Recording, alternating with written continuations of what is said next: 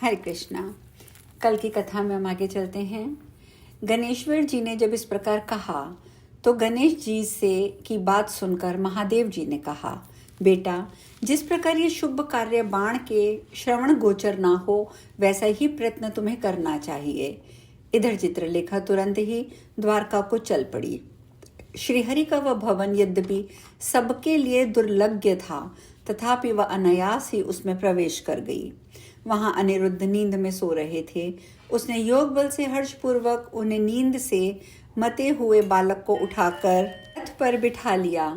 मुने भद्रा चित्रलेखा मन के समान वेगशालिनी थी। वह उस बालक को लेकर शंख ध्वनि करके 2 ही घड़ी में शोणितपुर जा पहुंची। तदंतर अनिरुद्ध को न देखकर श्री कृष्ण के महलों में उदासी छा गई। तब सर्व तत्ववेत्ता सर्वज्ञ श्री कृष्ण ने सबको आश्वासन देकर शोणितपुर को सेना सहित प्रयाण किया। इधर देव महर्षि दुर्वासा की शिष्या योगिनी चित्रलेखा ने, जो नारियों में धन्या, पुण्या, मान्या, शांता और योग सिद्धि होने के कारण सिद्धदायिनी थी, माता का स्मरण करके रोते हुए उस बालक को समझाया। फिर स्नान कराया, उसे पुष्पमाला और चंदन से विभूषित किया। इस प्रकार उस बालक का सुंदर वेश बनाकर वह कन्या अंतापुर में, जो रक्षों द्वारा सुरक्षित था, योग बल से प्रविष्ट हुई। वहां आहार का परित्याग करने से जिसका उदर सट गया था, जिसे सखियां चारों ओर से घेरे हुई थी, उस उषा को सुरक्षित देखकर शीघ्र ही उसे जगाया। उस समय उषा को भलीभांति स्नान कराया गया और वस्त्र, माला, चंदन तथा मांगलिक सिंदूर पत्रकों द्वारा उसका श्रृंगार किया गया। फिर महेंद्र नामक शुभ मुहूर्त आने पर उसने सखियों की गोष्ठी में उन दोनों को परस्पर पर वार्तालाप करवाया। पति को देखकर पतिव्रता उषा का कष्ट दूर हो गया। वह उसके साथ विहार करने लगी। तब प्रद्युम्न नंदन अनिरुद्ध ने गांधार्व विवाह की विधि से पहले उसका पाणी ग्रहण किया। विप्रवर, इस प्रकार जब बहुत दिन बीत गए तब रक्षक राज बाणासुर को यह समाचार सुनने को मिला। नारायण मुनि आगे कहते हैं, नारद, तदंतर अंतपुर में रक्षकों ने भयभीत हो स्कंद, गणेश और पार्वती को दंड की भांति भूमि पर लेटकर प्रणाम किया और अपने स्वामी बाण से जाकर सारा वृतांत कह सुनाया। उसे सुनकर बाण को बड़ी लज्जा हुई और वह क्रुद्ध हो उठा।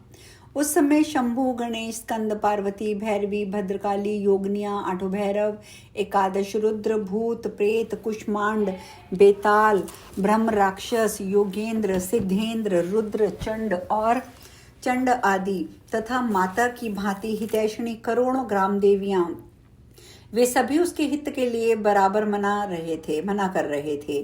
फिर भी उसने युद्ध करने का निश्चय कर लिया। तब शंकर जी अपने को पंडित मानने वाले मूर्ख बाण से हितकारक वचन बोले। महादेव जी ने कहा, बाण, मैं इस पुरातनी कथा का वर्णन करता हूँ, सुनो। स्वयं परमेश्वर पृथ्वी का भार उतारने के लिए भारतवर्ष में सभी नरेशों का संहार करके द्वारका में विराजमान हैं, जिनके रोमों में सारे विश्व वर्तमान हैं। उन वासु के भी वे ईश्वर हैं, इसलिए विद्वान लोग उन्हें वासुदेव ऐसा कहते हैं। स्वयं भगवान चक्रपाणी भूतल पर ब्रह्मा के भी विधाता हैं। वे ब्रह्मा, विष्णु, शिव आदि के स्वामी हैं। प्रकृति से परे, निर्गुण, इच्छा रहित, भक्तानुग्रह मूर्ति, परम ब्रह्म, परम धाम और देहधारियों में परमात्मा हैं। जिनके शरीर से निकल जाने पर जीव शवतुल्य हो जाता है, उनके साथ तुम्हारा संग्राम कैसे हो सकता है? अनिरुद्ध उन्हीं के पौत्र हैं।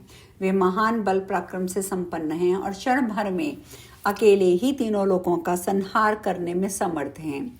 जितने महारथी, बलवान देवता और दैत्य हैं, वे सभी अनिरुद्ध की 16वीं कला के बराबर भी नहीं हैं।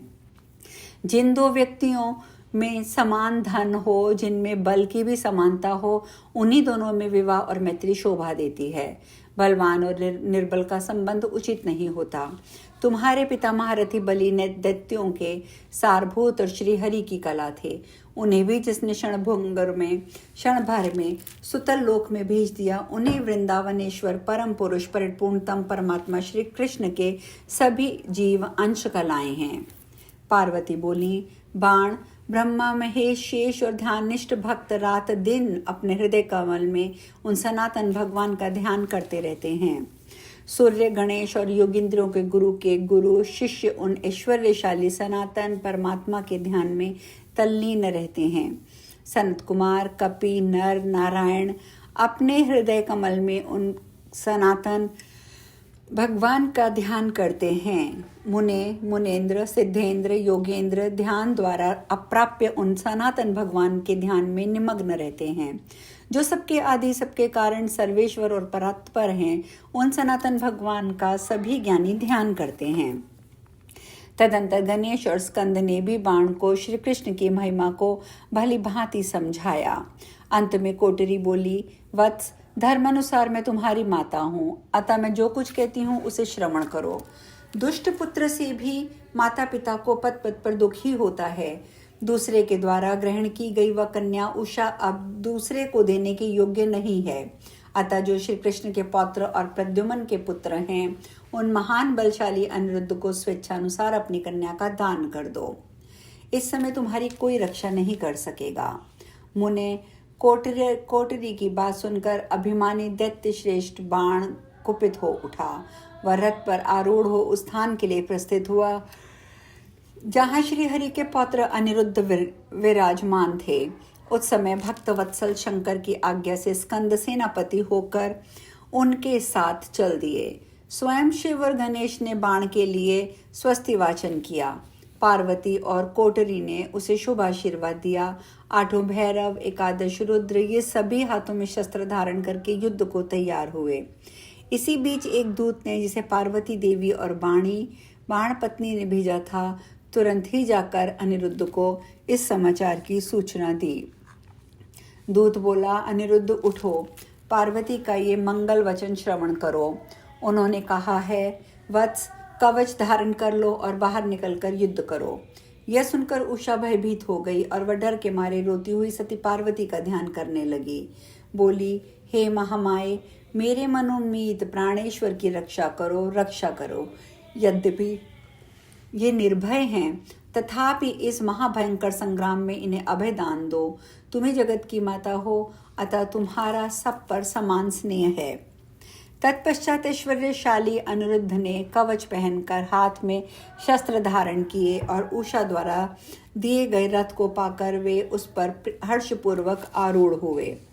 शिविर से बाहर निकलकर उन्होंने बाण को देखा, जो कवच पहनकर हाथों में शस्त्र धारण किए हुए था। उसके नेत्र